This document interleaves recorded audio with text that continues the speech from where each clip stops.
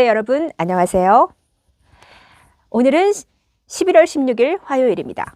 네, 오늘 제가 소개해 드릴 내용은요. 제가 일주일에 한 번씩 ESG 관련 기술을 소개를 해드리고 있는데 오늘은 그 두 번째 시간으로서 ESS, 즉 에너지 저장 장치라는 그 기술에 대해서 여러분께 소개를 해드릴까 합니다. 이 ESS 에너지 저장 장치는요. 한마디로 말해서 이 생산된 전력을 저장 장치에 전력을 저장해서 필요시에 그 전력을 공급할 수 있는 그러한 기술을 말합니다. 네. 그래서 사실은 ESS라는 용어가 제일 많이 나온 데가 전기차 충전소와 관련된 얘기가 나올 때 가장 많이 나와요. 그리고 이제 신재생에너지 분야에서도 뭐 태양광이든 풍력이든 수소든 전력을 생산했을 때 그것을 저장해주는 장치가 필요하잖아요. 그게 바로 이제 ESS거든요. 그러니까 신재생에너지 분야, 그리고 전기차와 관련된 전기차 충전소와 관련된 분야에는 반드시 이 ESS에 대한 기술이 필요하다는 겁니다. 그래서 실제로 오늘 그 우리나라의 그 규제 샌드박스라는 제도가 있잖아요. 그래서 이제 이미 이제 개발된 기술을 상용화를 시킬 수 있도록 이제 규제 아직 그 관련된 법안, 인허가 법안이 아직 마련되지 않았어도 일단은 기술을 좀 상용화 시킬 수 있도록 빨리빨리 그걸 이제 통과시켜주는 그 심의위원회가 이제 빨리 그냥 승인을 시켜주는 그러한 제도가 있는데 거기서 이제 오늘 이 폐 배터리를 활용한 어떤 그런 ESS 에너지 저장 장치를 직접 이 건설 현장이나 또는 주거단지의 태양광 발전 설비, 그 다음에 이 가정용 파워박스 이런 데서 직접 한번 활용할 수 있도록 할 수 있는 그 허가가 났어요. 그러니까 승인이 된 거예요. 근데 이제 여기에 ESS의 저장 장치를 개발하는데 어떤 회사들이 여기에 지금 개입이 됐느냐? 일단은 SK온, 그다음에 SK 에코플랜트, 그다음에 현대차, 그다음에 한국에너지기술연구원, 그다음에 휴램 이렇게 이제 5개 회사가 컨소시엄을 맺어가지고 이것을 이제 여기에 참여를 한 겁니다. 그래서 이제 이러한 폐 배터리, 그러니까 사용 후에 다 수명이 다한 그 배터리들을 활용해서 새로운 에너지 저장 장치를 만들어 가지고 그거로부터 전력을 공급할 수 있는 이것을 이제 각각의 영역에서 이거를 이제 뭐 건설 현장, 그다음에 주거단지, 그다음에 이제 가정용 파워박스 이런 분야에서 직접 활용을 할 계획이라고 합니다. 네. 그리고요, 또 신재생에너지를 활용한 이 전기차 충전소도 또 추가로 문을 연다고 합니다. 그래서 이거는 어떻게 되는 거냐면 이제 태양광 설비를 통해서 발전을 해서 전력이 얻어졌잖아요. 기존에는 그 전력을 한전으로 보내야 돼. 그래가지고 한전에서 그 전력을 이제 다시 송전해주는 그러한 방식을 썼는데 이번에는요, 이 태양광 설비에서 발전된 그 전력을 한전을 통하지 않고 바로 전기차 충전소로 직접 보내서 거기서 이제 충전을 할 수 있는 그러한 어떤 내용도 이번에 통과가 됐다고 합니다. 그러면 이 ESS, 즉 에너지 저장 장치와 폐 배터리는 상당히 밀접한 관련이 있는 거잖아요, 사실은. 그래서 이제 이미 사용 후에 버려지는 이 배터리, 그러니까 폐 배터리들은 지금부터는 앞으로 재활용 또는 재사용이 가능한 그러니까 완전히 새롭게 부활하는, 새롭게 탄생하는 배터리가 되어서 앞으로 지금 현재는 시장 규모가 약 1조 한 2천억 원에 불과하지만 2030년이 되었을 때는 약 20조 가까이 시장이 엄청나게 커진다고 합니다. 그래서 국내외 업체들이 이 업에 지금 다 뛰어들고 있어요. 그래가지고 오히려 이제 이 기후변화가 야기한 어떤 기존의 이제 화석연료를 사용하지 않고 재생에너지로 이제 전환되는 그 과정에서 이제 더 이상 내연기관차를 사용하지 않고 전기차로 이제 전환되는 이 어떤 이제 필연적인 대세가 됐잖아요. 그래서 여기서 가장 중요해진 게 이제 배터리인데 배터리는 앞으로 이제 더 많은 수요가 있게 되는 거죠. 그런데 이제 배터리는 결국은 그 수명이 약 5년에서 10년 정도라고 합니다. 그러면 이제 그 배터리가 다 쓰여지고 나면은 이게 이제 결국은 버려지게 될 건데, 그 버려지는 배터리들을 활용을 해서 이것을 이제 다시 전력에 또 공급을 하는 거예요. 이제 사용 기간이 늘어나면 늘어날수록 배터리의 충전 능력은 그 용량 대비해서 70%가 감소한다고 합니다. 그러면은 이제 결국은 주행거리가 감소하게 되고, 뭐 이제 방전 속도도 좀 커지게 되니까 배터리를 교체하게 된다는 거예요. 그러면 이제 교체된 그 배터리를 이제 폐 배터리라고 하는데, 이 배터리를 처리하는 방식이 이제 앞으로는 리사이클링, 리유즈, 그러니까 재활용하거나 재사용하는 방식으로 가게 된다는 겁니다.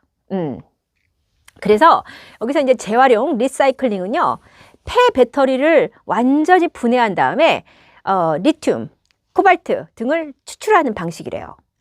그래서 이렇게 이제 뭐 리튬, 코발트, 망간 등등으로 이제 이렇게 다 이제 추출을 하면은 이것들이 이제 이 배터리의 소재를 차지하는 약 50%를 구성하는 그 소재라고 합니다.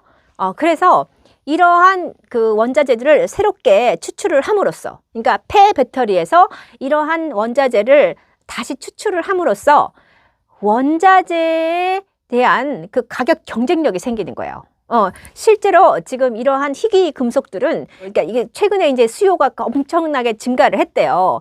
근데 그만큼 또 이제 희귀 자원이기 때문에 원자재 가격은 또 급등을 했대요. 그래서 게다가 이제 우리나라는 또 이제 2차 전지 업체가 상당히 그 기술력을 가지고 있잖아요. 그래서 이제 이 배터리를 많이 만들어내야 하는데, 원자재 값이 너무 급등을 하는 바람에 이 배터리 소재를 해외에서 이제 원료를 수입해다가 그걸로 제조를 해야 하는데, 이러한 가격 상승에 의해서 좀 업계가 큰 타격을 받을 수도 있다. 하지만 이렇게 이제 버려지는 배터리, 사용을 다한 그 배터리를 재활용할 수 있다면 이 핵심 소재들, 그러니까 이 배터리를 만드는 데 필요한 핵심 소재들을 뽑아낼 수 있어서 안정적인 소재 확보가 가능하다라는 겁니다. 네. 그래서 제가 지난 영상에서 순환경제 시대가 온다라는 그 책을 소개해 드린 적이 있어요. 네. 그걸 보면은 이렇게 이제 이미 다 쓰고 버려진 그러한 제품으로부터 그 기본적으로 그 안에 들어가 있는 원자재, 그 원료, 소재들을 다시 뽑아낼 수 있는 기술, 그거를 이제 리사이클 기술이라고도 하고, 뭐 그건 이제 그런 비즈니스 모델을 순환 공급망 모델이라고 합니다. 그런데 이제 그러한 어떤 기술을 활용했을 때, 그러니까 폐 플라스틱, 이렇게 폐 배터리를 통해서 재활용을 하게 되면 결국 원가 경쟁력도 생기고, 그다음에 환경 보호, 즉 이제 탄소 배출도 저감시킬 수 있으니까 일거양득이죠. 그래서 지금은 가장 부각되는 게 이러한 폐 배터리를 모아서 만든 에너지 저장 장치, 즉 ESS를 어떻게 하면은 이거를 이제 잘 기술을 개발해서 안정적인 전력 공급을 가능하게 하느냐, 이게 관건이라는 거예요. 이제 예를 들어서 이제 전기차를 샀는데 그 전기차의 배터리가 예를 들어서 한 5년이 지나서 그 배터리의 이제 수명이 70%까지 이제 소진이 됐어요. 그러면 이 70% 이하로 성능이 저하된 배터리는 이제 뭐랄까, 이제 우리가 뭐 급제동을 하거나 뭐 가속을 밟을 때 좀 성능이 약하단 말이에요. 그러니까 전기차에는 부적합할 수 있어요. 그러면 이런 것들을 교체를 해서 이 성능이 떨어진 배터리들을 고출력이 요구되지 않는 그러한 용도로는 짧게는 5년, 길게는 10년까지도 사용할 수 있다고 합니다. 네. 자, 그러면 이 폐 배터리를 재활용하는 시장에서 우리나라의 대표적인 업체들은 뭐가 있을까 궁금하시죠? 네. 지금 현재 국내에서 폐 배터리로서 재활용하는데 가장 크게 기술력을 가지고 있는 업체가 성일 하이텍이라고 합니다.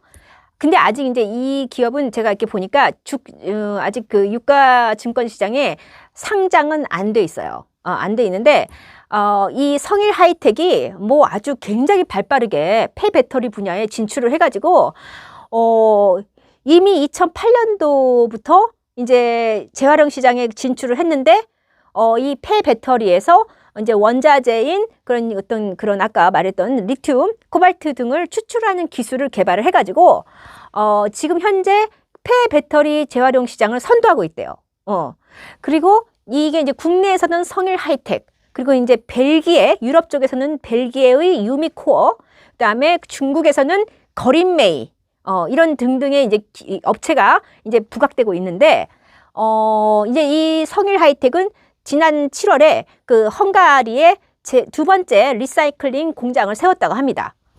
그래가지고 이제 이렇게 해서 상용화된 폐배터리의 방전과 해체 공정을 추가로 이제 이 공정에 추가해가지고 최신의 재활용 시설을 만들어서 이제 유럽의 그 전기차 배터리, 특히 1만 대 분량의 전기차 배터리를 단독으로 처리할 수 있게 그 공정이 다 완공이 됐다고 합니다. 근데 이제 성일 하이텍은 이미 이제 선도하고 있는 기업이지만 아직 상장이 안 돼 있잖아요. 자, 그런데 상장된 기업 중에 이 폐배터리 분야에 우리도 재활용하겠다, 우리도 그 기술 개발하겠다 하고 뛰어든 기업이 또 있어요. 우리나라 기업 중에. 그게 바로 코스모화학이에요. 코스모화학, 영화테크 뭐 이제 등등이 있습니다. 이번에 제가 그래서 사실은 이제 ESG 기업으로 코스모화학을 조만간 소개를 해드리겠습니다. 그런데 이제 코스모화학은 이제 금년에 이제 여기 이 시장에 뛰어들겠다 하고 이제 도전장을 내밀었어요. 그리고 이제 GS건설도 뛰어들었고 영화테크도 뛰어들어서 뭐 영화테크 같은 경우는 이제 충청남도랑 같이 이제 이 폐배터리의 재사용을 위한 연구 개발을 하고 있고, GS건설은 좀 독특하죠. 건설 회사가 폐배터리의 재활용 시장에 또 관심을 가진다는 게. 그런데 이제 그 자회사인 에네르마라는 그 자회사를 통해서 이 리튬이온 배터리의 재활용, 리사이클링 공장을 착공했다고 합니다. 네. 그래서 이렇게 이제 이러한 좀 이렇게 기존의 폐배터리 시장하고 관련이 없었던 기업들도 이제 참여를 하고 있고, 그 다음에 우리나라의 대표적인 배터리 3사 뭐가 있죠? LG화학, 삼성 SDI, SK이노베이션. 이들도 지금 원가 경쟁력, 특히 이제 원자재 가격 상승 때문에 결국은 이제 이 폐배터리를 통해서 원자재를 재사용하는 게 지금 필요하겠다라고 전략적으로 판단을 해서 재활용, 결국은 이제 폐배터리를 어떻게 재활용할 것이냐, 이 부분에 대해서 관심을 가지고 뛰어들었다고 해요. 이런 식으로 우리나라 배터리 3사도 지금 발빠르게 이 폐배터리 재활용 시장에 지금 뛰어들어서 막 이제 MOU를 맺고 막 이제 진출을 하려고 열심히 노력하고 있는 이런 상황이에요. 네. 그러면은 이제 이 배터리 3사만 이렇게 뛰어들고 있냐? 아니죠. 현대차, 우리나라 대표적인 전기차 생산업체인 이 현대차도 역시 울산 공장에 폐배터리 재사용하는 ESS, 즉 에너지 저장 장치를 이미 설치를 해놓고 이 가동에 들어갔다고 합니다. 그 현대차 그룹은 이미 3년 전부터 이 폐배터리 재사용 또는 재활용 시장 진출을 준비를 해왔는데요. 그 북미권에는 내년, 즉 2022년 9월부터 미국의 CPS 에너지, 그리고 OCI 솔라파워와 함께 미국 텍사스 지역에 자체 개발한 그 폐배터리 재사용 ESS, 에너지 저장 장치를 공급할 예정이라고 합니다. 네. 그래서 결국은 이렇게 그 폐배터리에서 이제 그거를 분해를 해서 거기서 이 배터리 소재와 관련된 그런 원자재를 뽑아내는 기술, 그리고 폐배터리를 재사용해서 그것을 에너지 저장 장치에 전력을 이제 저장을 시켜서 그것으로 다시 또 전력을 공급하는 그러한 기술, 이러한 기술들이 앞으로 이제 이 전기차 시장, 특히 전기차 충전소, 또 이렇게 이제 수소 생산이나 저장할 때도 모두 ESS, 즉 에너지를 저장하는 이 장치가 필요하게 되는 겁니다. 결국은 ESS 저장 장치는 그러니까 이렇게 배터리 이제 새롭게 떠오르는 전기차 시장에서 가장 그 관건이 되는, 그러니까 핵심이 되는 기술이라고 볼 수가 있겠습니다. 네.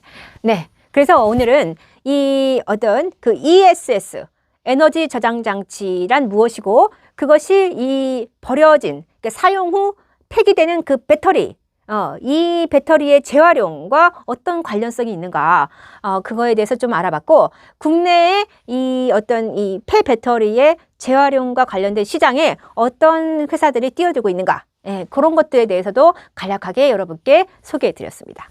네, 그럼 오늘도 즐거운 하루 보내시길 바랍니다. 감사합니다.